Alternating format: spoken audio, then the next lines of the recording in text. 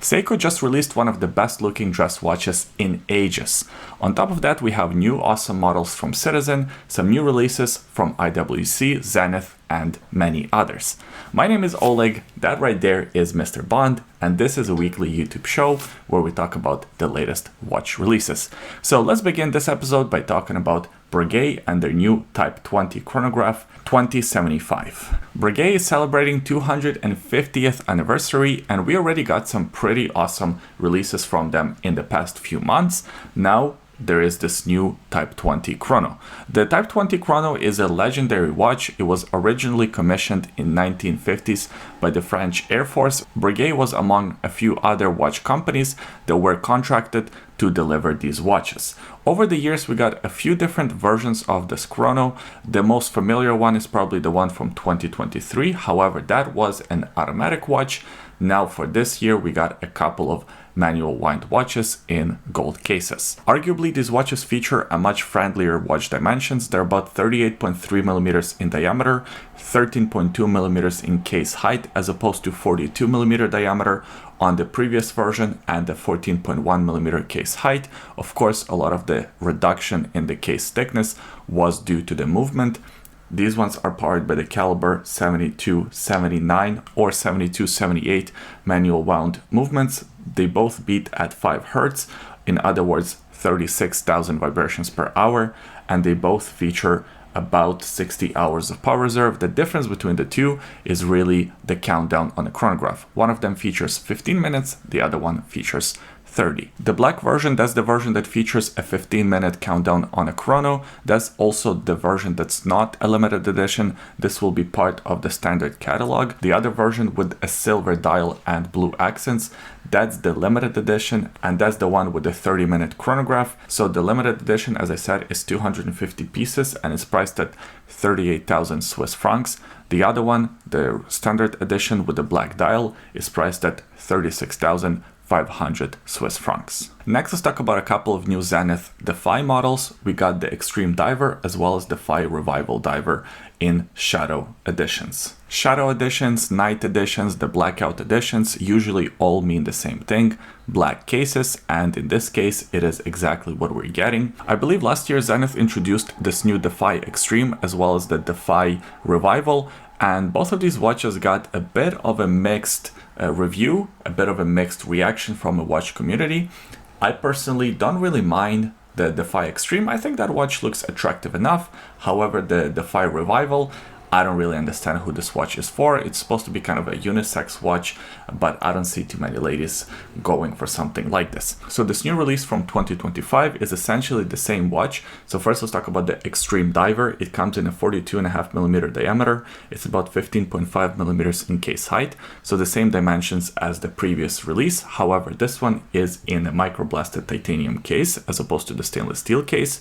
It is powered by the El Primero 3620, which is a high frequency 5 Hz movement that has 60 hours of power reserve, and this watch is priced at 12,900 euro. The Defy Revival is the one that's supposed to be a unisex edition, so this one is about 37 millimeters in diameter and about 15.5 millimeters in case height. I think that's what really kills it for a lot of people. Those dimensions are just very awkward. The watch is very thick, yet it's kind of small, so it's not really gonna fit majority of the wrists all that well. This one is also made out of microblasted titanium. It features 600 meters of water resistance, just like the previous version, and it's powered by the caliber Elite 760, which is an automatic movement that beats at 4 Hz, and it comes with 50 hours of power reserve. This version is priced at 8,600 euro. Out of the two versions, I have a clear preference. I prefer the Extreme one. I think that looks way better. That's not to say that it looks good. If I had a choice, I probably wouldn't buy either one of these, but if I had to choose between the two, I would choose that one. The other one, the Revival, looks really ugly in my opinion. I mean, to each their own, but to me that looks terrible. That looks like an AliExpress watch. What do you guys think? leave your comments in the section below. Next, let's talk about the new Seiko Presage Classic Series Unglazed Arita Porcelain reference SPB 497. I'm a pretty big fan of the Seiko Presage models with the porcelain dials. I think in person they look unlike anything else. In general, Seiko knows how to put a good dial together, but especially on these ones you can really see them showing off. Porcelain dials are traditionally embedded in the Japanese culture, so having something like that on a watch, on a Japanese watch, just makes a lot of sense. And these new Presage models, in my opinion, are some of the best ones we've seen in a long time. The dial itself kind of reminds me almost of a golf ball or something like that. It has a really unique pattern on the outskirts, and then the middle is sort of flat, which creates a very interesting dimension and should probably create some really nice viewing angles.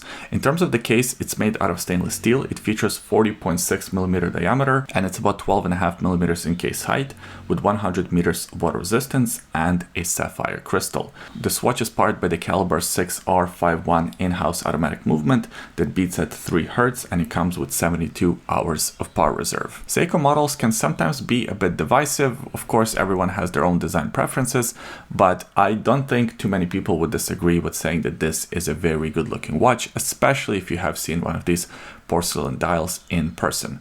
They are amazing. So well done, Seiko. This will be a limited edition, so that's the only negative that I have about this watch. It only will come in 1200 pieces. It will be released in July 2025, and the price of this watch is around 2000 euro. A pretty expensive watch, but I would argue somewhat fair for what you're getting. The new Citizen Aqualand Promaster 40th Anniversary Limited Edition. Now let's talk about the other Japanese watch brand, the other side of the Japanese watch marking coin. I am a big fan of Citizen watches, and this Aqualand model is kind of cool. It came out in 1985, and this was actually the very first model to feature an electronic depth gauge, which is a huge innovation. And of course, right now you probably can't even go diving without having one of the computers with a depth gauge. And for years, these watches have been very collectible. A lot of collectors, for the right reasons, want to add one to their collection. And now for the 40th anniversary, Citizen is giving us this model. It is essentially a re-release of a model from 1985. The two look indistinguishable. There are small differences on a dial here and there, but overall they both feature the same case, 50.7mm width, because of course you have that big gauge, that's the pressure sensor for diving. This watch is about 14.8mm in case height. It's made out of stainless steel and it features 200 meters of water resistance, and of course it is ISO certified. This is a proper diving instrument. It is powered by the caliber C520, which is a quartz movement. It is actually the same movement as the one from 40 years ago. It features a bunch of different functions: calendar, alarm, chronograph, ascent, rate alarm, and of course the depth measurement. These movements are pretty cool, and at this point this watch is legendary. So this will be a limited edition to about 5,800 pieces, and what really surprised me was the price, 4,080 euro. I think that's a really fair price for this model. If it were Seiko, they probably would charge 1,000 at least. So well done, Citizen. And there's another cool Citizen released this week. That's the Zenshin Senkei Chronograph models. Citizen has been really stepping up their game in the affordable watches industry, the sub $1,000, sub $500 industry, especially the watches with the integrated bracelet. We've seen quite a few different releases, and a lot of them are beloved by watch collectors. Just last year, I talked about the super titanium chronographs, which were a pretty big hit because they were very good looking watches and they were pretty affordable. Well, this year we're getting this new model line, the Zenshin Senkei. It is actually part of the same line as the super titanium chronographs. Now they just come in different cases with slightly different design. So first of all, the cases are sort of Royal Oak-esque inspired. They kind of even remind me of Girard-Perregaux, something like that. I really like that sort of hexagon type bezel, but of course a lot of people will just draw direct comparisons between that and other higher end watches. In terms of the cases, they're made out of super titanium. They feature 41mm diameter and about 11.6mm in case height. So the cases are actually smaller than last year's version. I think a lot of people will really like that. These watches are still powered by the same caliber, the B620, which is an eco-drive solar-powered quartz movement that has about 9 months of power reserve and an accuracy of plus minus 15 seconds per month. This model comes in 4 different dial variations. If you've been watching this YouTube channel for a while, you probably know already what I'm gonna say. My favorite is the blue dial version. I think that looks really good. I also really like that they didn't put a bunch of different writing on the dial, just Eco Drive and Citizen closer to the 12 o'clock position, and titanium written closer to that 7, 8 o'clock position. The only thing that I'm not a huge fan of is the date at the 4:30, but other than that, I think this is a very handsome watch. In terms of the pricing and availability, they're all part of the standard collection, not limited edition, and they're priced at $650 USD. Next, let's talk about the new Venezianico Nereide Bronze 39 diver watch. That's actually the watch that I'm wearing on my wrist, and it's a watch that I reviewed earlier this week. I'm a pretty big fan of Venezianico. I think they're doing pretty cool things in the watch industry. They're, of course, a micro brand from Italy, and now they introduced a couple of bronze models. So this model is very reasonable in terms of the case dimensions. It's about 39mm in diameter. It's only 10.6mm in case height, and of course the case is made out of bronze. There are 2 different versions available, one with the black dial, one with a cream dial. I have the black dial version, and that's actually my preference. I really like the gilt accents on the dial. I think that looks really sharp. As far as the movement goes, these watches are powered by the Miyota 9 series movement, 9039 to be exact. It beats at 4 Hz, and it comes with 42 hours of power reserve. In terms of the fit on the wrist, this watch fits like a glove because it's so thin and the diameter is pretty reasonable. It's one of the better fitting watches that I have tried on in a long time. Better fitting diver watches, I should clarify, that I tried on in a long time. Pretty impressed with the overall fit and the quality of this one. And in terms of the pricing, this watch is priced at around 800 USD. And if you want to hear my exact thoughts on all the positives and negatives of this model, I did a full review. I will leave it linked in the description below. The new IWC Pilot Automatic 41 Top Gun Mojave Desert Edition. If you're looking at this watch and you're thinking, hey, didn't they just release this model like last year? Well, I was in the same boat as you. I thought this model already exists, but in fact, I was thinking of the Chronograph version. So this Mojave Desert version comes in a few different cases and different shapes and different sizes, as well as different complications.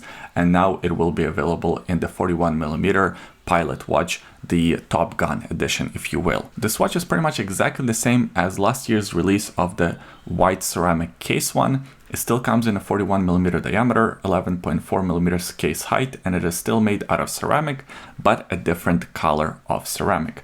It still is powered by the same caliber, 32012, which is an automatic movement that beats at 4 Hz, and it comes with 120 hours of power reserve. In other words, 5 days. In terms of the pricing and availability, this will not be a limited edition. It's part of the standard catalog, and this watch is priced at 9,100 euro. The new Hublot Big Bang Mecha 10 Concrete Jungle Edition. A lot of viewers of my channel are not big fans of Hublot, and that's for a very good reason, but I wanted to highlight this watch because there are some kind of interesting things about it. It is essentially a marriage of 2 different models, the Classic Fusion Concrete Jungle version from 2016 and the Big Bang Mecha 10, also introduced in 2016.